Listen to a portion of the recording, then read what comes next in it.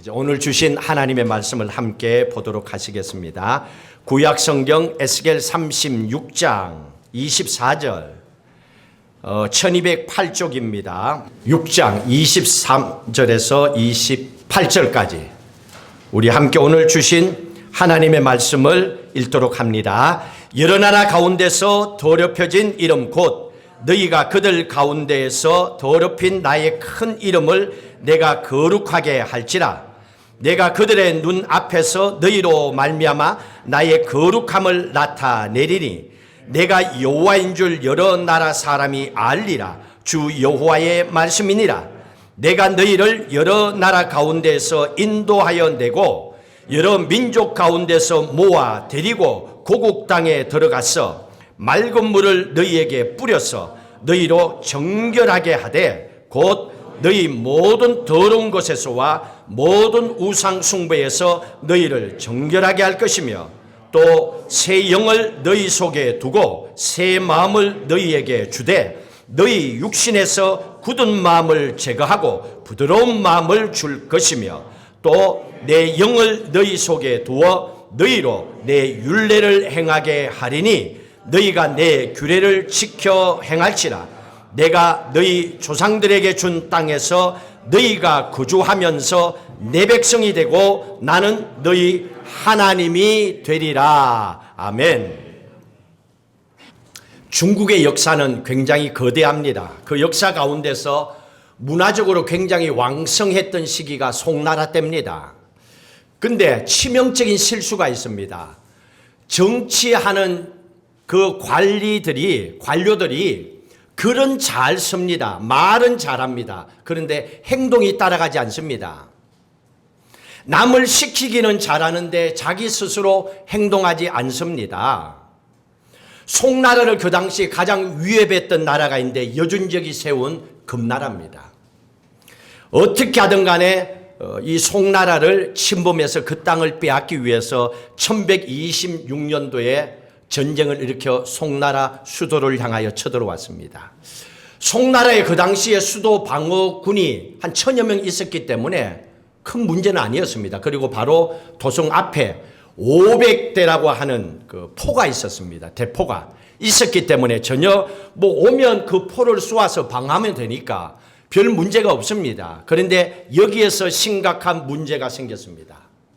지금의 국방부에 속하는 병부는 현재의 사령부에 속하는 추밀부에게 공문을 보냅니다. 대포를 준비해서 가져와라. 추밀부가 가만히 생각하니까 이건 우리가 해야 될 일이 아니야. 우리의 권한이 아니에요. 그래서 무기를 관리하는 군기감에게 공문을 보냅니다. 대포를 준비해서 가져오라. 군기감이 가만히 생각합니까? 이게 우리의 관련이 아니야. 이거 우리가 해야 할 일이 아니라고 생각하는 거예요. 대포가 수레에 실려있기 때문에 수레를 관리하는 가부에게 대포를 가져오라고 공문을 보냈습니다. 가부가 가만히 생각해 보니까 이 대포가 창고에 있는 거예요. 창고를 관리하는 고부에게 대포를 가져오라고 공문을 보냈습니다. 그러니 이 시간이 얼마나 왔다 갔다 시간이 걸렸겠습니까? 그렇게 회의하고 공문을 보내는 지체하는 동안에 금나라 군대는 송나라 도성까지 쳐들어왔습니다. 그리고 두었던 창고문을 열고 송나라의 대포를 꺼내서 금나라 군대가 송나라를 쑥대밭으로 만들어버렸습니다. 수많은 백성들이 죽고 황제도 포로로 끌려가고 그렇게 찬란했던 송나라 시대가 역사에 마감하는 순간이었습니다. 왜 이런 일이 벌어졌을까요? 관료들이, 정치를 하는 사람들이 백성을 위해서 일하겠다고 했지만 실상은 나라를 사랑하는 마음이 없었기 때문에 나라가 망했던 겁니다. 전쟁이라는 위기 상황 속에서도 자기의 자리만 지키기 위해서 정치인들, 관리들이 잘못된 태도와 생각을 가지고 갔기 때문에 한 나라가 지구 땅에서 없어졌습니다. 흘러가는 시간으로 보면, 크로노스 시간으로 보면 한 해가 지나면 새해는 그냥 옵니다. 어제가 지나면 오늘이 옵니다. 이거는 그냥 흘러가는 시간, 크로노스의 시간입니다. 그러나 하나님의 시간, 카이로스의 시간에서 보면 오늘은 전혀 다른 새로운 삶의 출발입니다. 같을 수가 없습니다. 오늘부터 새해가 시작됩니다. 첫 주일의 예배입니다. 우리들의 인생도 하나님의 손 안에서 2024년 새롭게 시작되기를 주의 이름으로 축복합니다. 오늘 이스라엘 백성들은 원래 하나의 민족이었습니다. 솔로몬이 왕으로 있다가 죽고 나서 나라가 북쪽 이스라엘, 남쪽 유다로 쪼개져 버렸습니다. 북쪽 이스라엘은 기원전 721년 아시리아에 망합니다. 그리고 남쪽 유다는 기원전 586년에 바벨론에 쳐들어와서 그 나라를 지배당하고 모든 백성들이 포로로 끌려갔습니다. 나라가 망했습니다. 그러면 역사적으로 사라져야죠. 송나라가 사라졌습니다. 기록이 없습니다. 더 이상. 근데 성경을 보면요, 아주 재미있는 게 일반의 역사와 다른 게 있습니다. 인간의 역사는 나라가 망하면 끝입니다. 기록도 없습니다. 근데 하나님의 나라의 역사는 그 나라가 망했는데도 계속 성경은 기록하고 있습니다. 망한 남쪽 유다 이스라엘 백성들의 역사가 여전히 기록되고 있다는 겁니다. 이게 성경의 역사입니다. 잡혀간 포로들에게 하나님께서 선지자 에스겔을 통하여 말씀을 주셨습니다. 그게 오늘 본문의 말씀입니다. 오늘 본문에서 주고자 하는 말씀이 뭡니까? 너희들이 포로로 끌려왔지만은 포기하지 마라. 여전히 희망이 있다. 나라가 끝난 게 아니다. 하나님이 다시 새롭게 세운다 하고 희망의 메시지로 에스겔 선지자를 통하여 하나님이 주셨습니다. 여러분 예레미야 말씀을 한번 볼까요? 예레미야 29장 10절 앞에 본문에 있네요. 같이 읽도록 합시다. 여호와께서 이와 같이 말씀하시니라. 바벨론에서 70년이 차면 내가 너희를 돌보고 나의 선한 말을 너희에게 성취하여 너희를 이곳으로 돌아오게 하리라. 70년이 지나면 고향 땅으로 돌아오게 하겠다고 이미 예레미야 선지자를 통하여 하나님이 약속을 하셨습니다. 자, 그렇다면요, 70년 후에 다시 고향으로 돌려보내겠다고 하는 것이 하나님의 마음이고, 포로로 끌려간 이스라엘 백성들은 여기서 내 인생이 끝이라고 생각하고 있습니다. 여기서 우리가 한 가지 질문을 해봐야 됩니다. 왜 하나님은 70년 동안에 이스라엘 백성들을 바벨론 포로로 두셨을까? 왜 그랬을까요? 여러분들이 아는 생각을 한번 가져보세요. 왜 70년 동안에 바벨론의 포로로 두셨지요? 왜 포로로 끌려갔죠? 성경의 역사를 보면 대답을 찾을 수가 있습니다. 하나님께서는 70년이 포로로 끌려간 이스라엘 백성들에게는 고통이고 절망이고 죽을 만큼 힘든 시간이었을 겁니다. 그러나 하나님 보시기에는 아니에요. 너희들이 죄를 회개하고 하나님께로 돌아오라고 하나님은 기다림의 시간이었습니다. 돌아올 때까지 기다리고 계시는 시간이었습니다. 이게 다릅니다. 이게 우리 인생들이에요. 왜 내가 지금 어려움을 겪고 있는지를 모르고 어렵다고 원망만 하고 있어가 되는 게 아니라는 겁니다. 기다리시는 하나님을 통하여 다시 돌아가야 되는 거예요. 문제를 정리하고 가면 되는 겁니다. 회개하고 돌이키고 다시 회복하고 돌아오라고 하나님은 70년의 시간을 이스라엘 백성들에게 주신 거예요. 그렇지 않으면 안 되니까. 하나님께서는 이스라엘 백성들에게 너희들이 이 70년 시간을 잘 사용해라. 그리고 다시는 나라가 망하지 않도록 해라. 포로로 끌려가지 않도록 해라. 그러기 위해서 무엇이 잘못됐는지 70년 동안에 스스로 좀 돌아봐라. 그리고 다시는 실패하는 인생을 살지 말라고 하나님께서 이스라엘 백성들을 70년 동안에 바벨론 포로로 보냈던 겁니다. 이게 하나님의 마음이에요. 그렇기 때문에 성경의 역사는 바벨론이 쳐들어왔다고 끝난 게 아니에요. 한 번의 실패가 영원히 끝나는 인생이 아니라는 얘기입니다. 그래서 하나님께서 한 가지 조건을 거셨어요. 너희들이 포로에서 바벨론 포로에서 다시 돌아오기 위해서는 한 가지를 해야 된다. 하나님께서 다시 돌려보내는 조건으로 한 가지 36장 25절입니다. 25절 같이 읽습니다. 맑은 물을 너희에게 뿌려서 너희로 정결하게 하되 곧 너희 모든 더러운 것에서와 모든 우상에서 너희를 정결하게 할 것이며 이겁니다.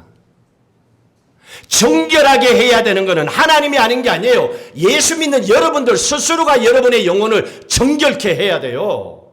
예수 그리스도의 보혈의 피로. 이것까지 하나님이 해달라고 맡기면 안 돼요.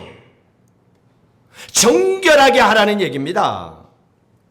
자, 그러면 정결하게 하기 위해서는 어떻게 해야 됩니까? 우리가 아는 건 회개하라는 거잖아요.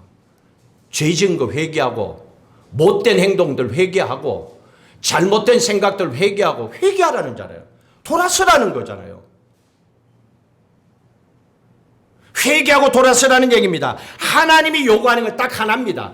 회개하고 정결해라. 내가 거룩하니 너희도 거룩하라. 나 좀 닮으라는 거예요. 하나님 닮은 사람들이 기도하라는 거예요. 세상 모습 그대로 있으면서 하나님 앞에 그러지 말라는 거예요. 회개하고 정결하라는 얘기입니다.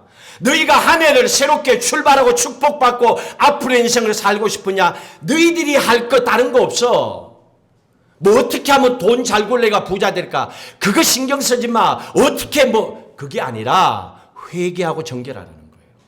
너희들이 하나님 앞에 바르게 서라는 겁니다. 너희를 포로에서 해방시켜서 돌려보내는 방법, 그건 너희들이 할 게 아니야. 내가 한다. 하나님이 그걸 말씀하시는 거예요. 너희들이 끌려가는데 너희들이 바벨론 포로로 있으면서 어떻게 너희가 해방되니? 그건 너희들 손을 떠났어. 내가 할 몫이야. 내가 돌려보내는 거는 할 테니까 너희들은 깨끗하고 정결해라. 하나님이 해야 될 거와 너희들 해야 될 걸 좀 지혜롭게 구분하며 살아가. 그걸 좀 알고 교회 다녀라. 그걸 지금 얘기하고 있는 겁니다. 그래서 하나님은요, 교회를 다니면서도 너무 강한 사람들하고 일하기가 부담돼요. 왠 줄 아세요? 강한 사람은 항상 자기 중심이에요. 하나님이 무슨 일을 하자 그래도 일단 자기 중심으로 생각해갖고 자기가 오케이 해야 해. 여러분들도 그런 닮은 꼴이 있을 거예요. 이게 자기 중심적인 사람이에요. 자기가 너무 강한 사람들입니다. 강한 사람은요, 결정적인 순간에 하나님이 원하는 길을 선택 안 하고 자기의 힘을 의지하고 가버립니다. 돈 많은 사람들도요, 너무 많으면요, 하나님께서 서시기에 참 힘들어요. 물질이 많은 사람들은요, 가장 결정적인 순간에는 돈을 선택하고 따라갑니다. 성경에도 부자 청년이 있었잖아요. 물질을 선택하고 돈의 힘으로 가려고 하지 하나님의 은혜로 살려고 안 합니다. 그러면 하나님은 어떤 사람과 일합니까? 말씀대로 정결한 사람이에요. 정결한 사람은 어떤 사람입니까? 자기가 하나님 앞에 섰을 때 내가 가장 무능한 자라고 깨닫는 자, 내가 가장 부족하다고 스스로 깨닫는 자, 하나님의 도움이 없으면 안 된다라고 하는 사람, 자기의 인생이 하나님이 없이는 살아갈 수 없다는 가난한 마음을 가진 사람들, 이런 사람들이 정결한 사람들입니다. 한번 볼까요? 사도행전 13장 한번 보십시다. 사도행전 13장 21절 22절 같이 읽습니다. 그 후에 그들이 왕을 구하거늘 하나님이 베냐민 지파 사람 기스의 아들 사울을 40년간 주셨다가 패하시고 다윗을 왕으로 세우시고 정언하여 이르시되 내가 이새의 아들 다윗을 만나니 내 마음에 맞는 사람이라 내 뜻을 다 이루리라 하시더니, 여기에 보시면요, 한 사람은 왕의 자리에서 패해버려서 한 사람은 왕으로 세우셔서 뭐가 차이점인데요? 그걸 여기서 보셔야 됩니다. 하나님께서 사울을 왕의 자리에서 패하신 이유가 뭡니까? 여러분 사울의 인생을 성경을 통해서 잘 알잖아요. 설교도 많이 들었잖아요. 결론이 뭡니까? 회개하지 않았어요. 사울의 일생 동안에 하나님 앞에서 여러 번 잘못 짓고 죄를 지었는데도요, 그냥 덮어놓고 살아요. 그 정도야 뭐. 그냥 덮어놓고 사는 거예요. 하나님께서는 사울에게 회개할 수 있는 시간을 40년이나 줬어요. 40년. 우리가 예수 믿고 40년 또 예수 못 믿고 죽는 사람 많잖아요. 근데 40년을 회개할 수 있는 시간을 사울에게 줬습니다. 그런데 성경에 보면 회개한 적이 없어요, 사울은. 회개하지 않는 사람과 하나님은 일하는 거 부담스러워합니다. 일하는 게 힘들죠. 왜? 하나님의 생각이 아니라 자기 생각으로 하려고 하니까. 다윗은 어땠습니까? 더 고약한 사람이죠. 십계명에서 3가지나 죄 지은 사람이요. 이 사람은요, 살인했죠, 간음했죠, 남의 것을 탐했죠. 십계명 중에 3개나 죄 지었어요. 사형받아야지. 근데 살아났어. 왕이 됐어. 왜? 다윗은 지은 죄를 들었을 때 자기의 침상이 젖을 정도로 진심으로 진짜 회개를 했던 거예요. 그 이후에 다시는 그 짓 안 하도록 돌아섰다는 얘기입니다. 내가 회개했나 안 했나 스스로 알 수 있어요. 전에 했던 걸 지금 또 하고 있으면 이거 회개 안 한 거예요. 근데 그렇게 안 하고 있으면 회개하고 거룩한 삶의 길로 걸어가고 있는 거예요. 이게 다윗과 사울의 차이점입니다. 그래서 하나님은 다윗의 그 회개를 받으시고 오늘 성경 마지막에 그랬잖아요. 다윗은 나의 마음에 맞는 사람이라, 합한 사람이라, 너 나하고 같이 일하자 하고 하나님이 다윗을 왕으로 세우셨던 겁니다. 자, 그러면 우리가 하나님 앞에 정결하게 회개하고 섰습니다. 이 이스라엘 백성들에게 정결하고 회개하는 마음으로 하나님 앞에 선 사람들에게 하나님이 축복의 선물을 주세요. 26절입니다. 이걸 선물로 주세요. 26절 읽습니다. 또 새 영을 너희 속에 두고 새 마음을 너희에게 주되 너희 육신에서 굳은 마음을 제거하고 부드러운 마음을 줄 것이며. 회개한 사람, 마음이 정결한 사람에게 하나님 축복의 선물을 주시는데 새 영과 새 마음을 주셨다고 그랬습니다. 여러분 사도행전 2장의 말씀에 보실까요? 사도행전 2장에 보면 베드로가 설교를 합니다. 그 설교의 말씀을 듣고 많은 백성들이 하나님께로 돌아옵니다. 37절 같이 읽습니다. 그들이 이 말을 듣고 마음에 찔려 베드로와 다른 사도들에게 물어 이르되 형제들아 우리가 어찌할까 하거늘 설교를 듣고 마음에 찔려서 우리가 어떻게 하면 용서를 받을 수 있습니까? 하고 회개했다는 겁니다. 그 다음에 넘겨주세요. 그랬더니 같이 읽습니다. 베드로가 이르되 너희가 회개하여 각각 예수 그리스도의 이름으로 세례를 받고 죄사함을 받으라. 그리하면 성령을 선물로 받으리라. 베드로가 가르쳐줬어요. 방향을 제시해줬어요. 회개해라. 그리고 세례를 받아라. 이제는 하나님의 자녀로 살아라. 그러면 죄사함을 받으리라 그랬어요. 이걸 먼저 받으라는 거예요. 죄사함은 회개해야만이 받는 거예요. 근데 회개도 안 해놓고 나는 교회 다니고 예수 믿었다고 자기 혼자서 나는 죄사함 받았어 돌아서서 죄짓고 살면서도 아니에요. 이런 엉터리 크리스찬의 삶 본받지 마세요. 이 그냥 교회 다니는 사람들이에요. 회개가 없잖아요. 회개를 하면 당연히 죄사함 받았죠. 죄사함 받고 나니까 성령을 선물로 주셨다 그랬습니다. 이때 성령의 선물이 뭐냐? 오늘 본문에 나오는 새 영과 새 마음이에요. 회개하기 전에는 더러운 마음, 더러운 생각이 있어요. 내 생각밖에 없어. 근데 성령이 내 안에 들어오니까 새 영이, 하나님의 영이 내 안에서 나를 이끌어 가세요. 새 마음, 내 마음이 아니야, 내 생각이 아니야. 하나님의 생각으로 하나님이 살도록 하시는 거예요. 성령의 선물이 이거예요. 새 영과 새 마음이에요. 그러니까 예수 믿고 나면 저 사람 어떻게 저렇게 바뀔 수가 있어? 어떻게 저 사람이 말하는 거 생각하는 거라 사람이 저렇게 교회 다니면 바뀌는 거야? 이렇게 생겨지는 거예요. 하나님 그걸 얘기하고 있는 겁니다. 보십시오. 그 당시에 종교 지도자들, 대제사장, 바리새인 서기관들, 종교 지도자들이 예수님 당시에 많이 있었죠. 그 사람들 보세요. 머리에 성경의 지식은요 넘칩니다. 뚜껑만 열면 성경 좔좔좔 나옵니다. 그런데 회개하지 않습니다. 어깨에 힘만 주고 다닙니다. 옷에 먼지 묻히지 않으려고만 다닙니다. 회개하지 않고 정결하지 않습니다. 그러니 속에 뭐가 없습니까? 새 영과 새 마음이 없는 거예요. 하나님의 마음이, 하나님의 영이 그와 함께 할 수 없어요. 그러니 이 사람들이 새 영과 새 마음, 성령의 선물을 받지 못하니까 어떻게 됩니까? 그들 눈에 보이는 것은 부자들밖에 안 보여. 돈밖에 안 보여. 자기의 권력을 통해 갖고 돈만 모으잖아요. 그게 타락한 종교 지도자들, 예수님 당시에. 그 사람들이잖아요. 그러나 예수님은 어때요? 새 영과 새 마음을 가지신 예수님 눈에는 가장 작은 헌금을 드린, 2렙돈의 헌금을 드린 과부가 눈에 보여요. 그 사람의 마음이 보입니다. 가난한 자들이 마음이 보여요. 약한 자들이 마음이 보입니다.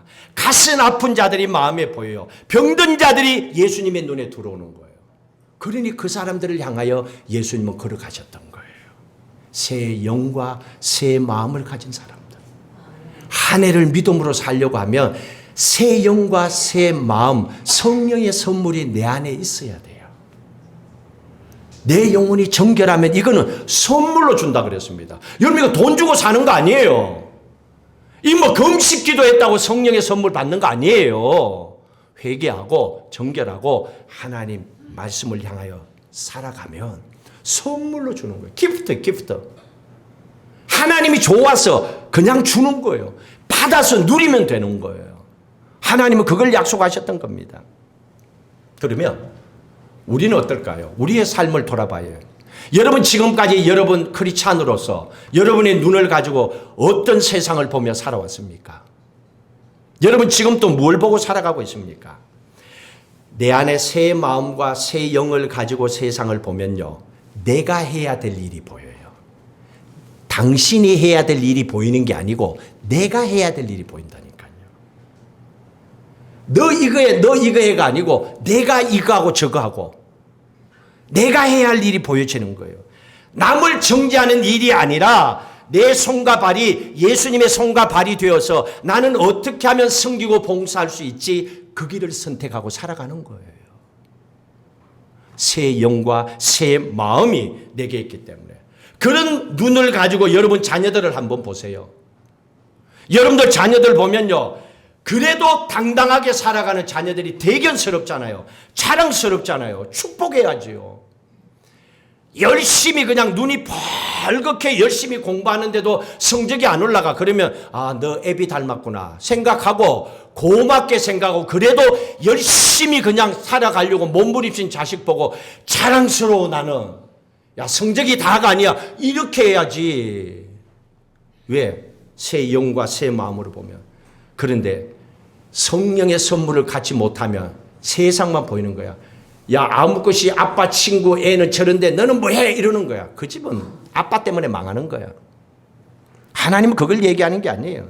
굳은 마음으로 보면 오늘 보면 부드러운 마음이 아니라 굳은 마음으로 보면 튀어나오는 게 원망하고 불평하고 저주하고 항상 인생의 끝이래. 너 죽고 나 죽지. 이 굳은 마음이에요. 굳은 마음은 끝난 거니까 이미. 그리고 항상 사람들과의 관계 속에서 반으로 쪼개는 말만 해요. 이 굳은 마음이에요. 하나님은 그걸 우리에게 얘기해 주는 거예요. 그렇기 때문에 우리가 회개하고 정결한 마음을 가지게 되면 하나님께서 성령의 선물, 새 영과 새 마음을 너희에게 부어주겠다라고 하셨습니다. 여러분 오늘 첫 출발입니다. 하나님 약속하신 성령의 선물, 새 영과 새 마음을 다 받아 누리시기를 주의 이름으로 축복합니다. 자, 그러면 결과적으로 어떻게 됩니까? 28절.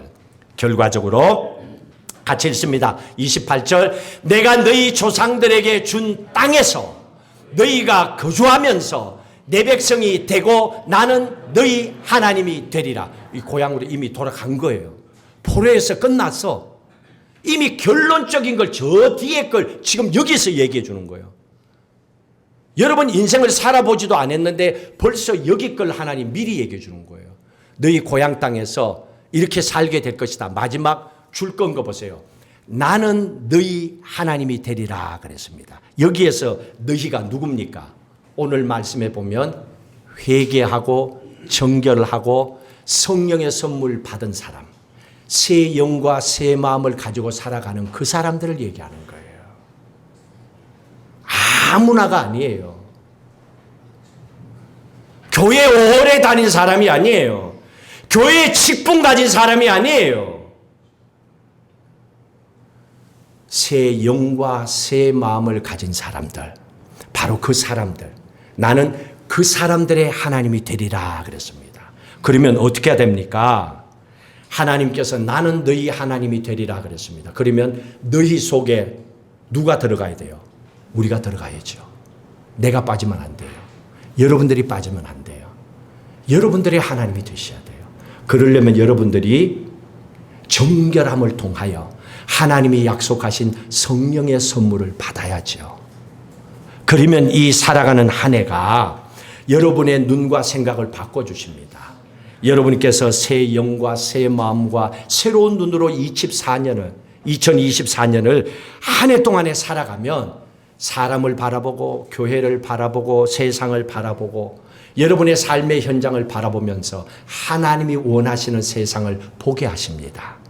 그런 믿음의 사람으로 하나님의 자녀로 믿음 안에 승리하며 살아가시기를 주의 이름으로 축복합니다. 자, 오늘 이 말씀을 기억하시고 주님이 말씀하시면 나도 그대로 순종하며 나아가겠습니다. 말씀만 하십시오. 아멘입니다. 하고 그런 마음으로 여러분 결단하고 찬양을 하나님께 올려드리도록 하겠습니다. 주님 말씀하시며 내가 나아가리라. 주님 뜻이 아니며 내가 멈춰서리다.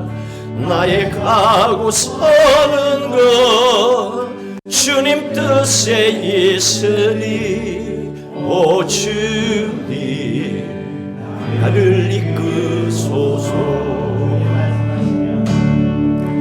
주님 말씀하시며 내가 나아가리라. 주님 뜻이 아니며 내가 멈춰서리다. 나의 가고 서는 것 주의 뜻에 있으니 오 주님 나를 이끄소서.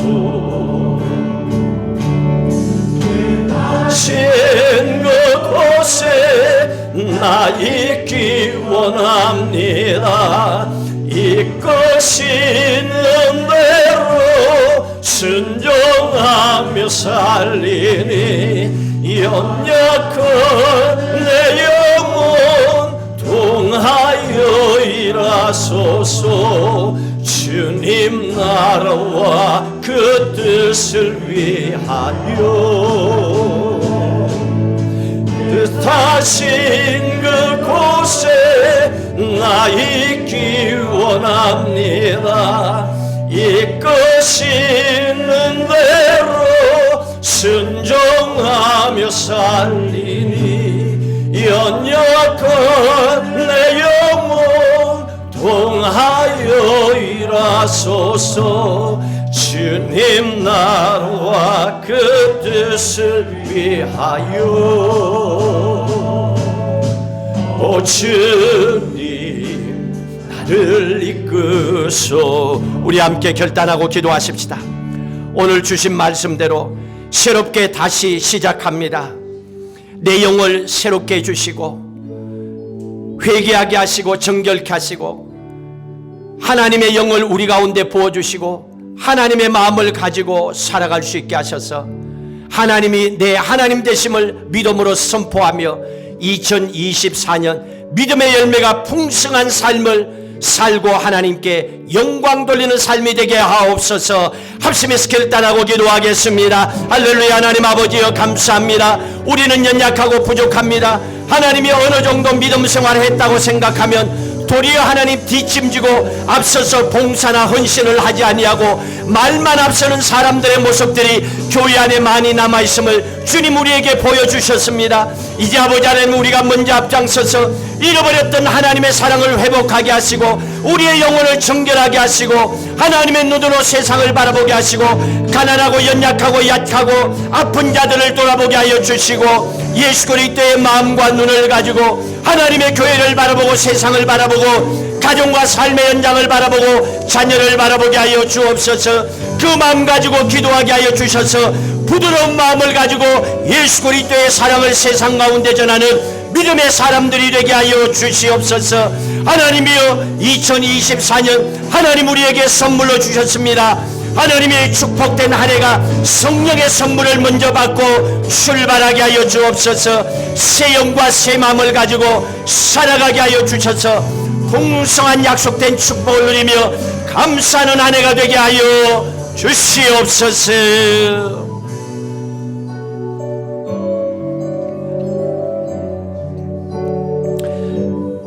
보라, 이전 것은 지나갔으니 새롭게 되었다고 하셨습니다. 지금까지 살아온 것도 은혜요, 부족했지만은 여기까지 와서 오늘 또 예배 드리게 하신 것 하나님의 은혜인 줄로 믿습니다.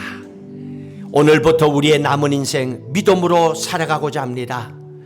주신 약속의 말씀을 붙잡게 하시고 하나님께서는 우리에게 약속된 축복을 주시며 너희는 내 백성이 되고 나는 너희 하나님이 되어 살아가자고 말씀하십니다.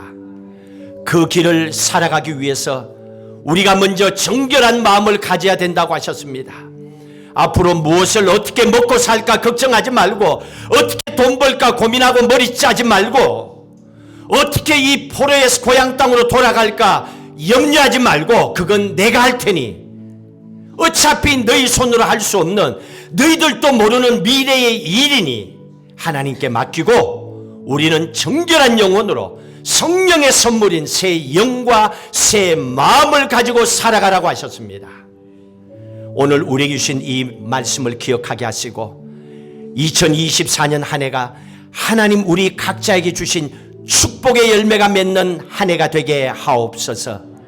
이 일을 위하여 우리가 하나님 앞에 약속된 새 영과 새 마음을 가지고 하나님께서 주시는 믿음의 눈으로 살아가게 하여 주옵소서. 예수님이 보시는 세상을 바라보고 교회를 바라보고 사람들을 바라보게 하셔서 우리의 영혼도 살아나고 세상도 살아나고 이 땅에 주님 다시 오시는 그날까지 영혼에 구원하는 놀라운 역사가 이루어지게 하옵소서. 이제는 우리 주 예수 그리스도의 은혜와 하나님 아버지의 무한하신 사랑하심과 성령님의 인도 교통 충만하심이 새롭게 다시 시작합니다. 결단하는 성도들 위해, 가정과 일터와 사업 위에, 섬기는 교회 위에 영원히 함께 하시기를 간절히 축원하옵나이다. 아멘.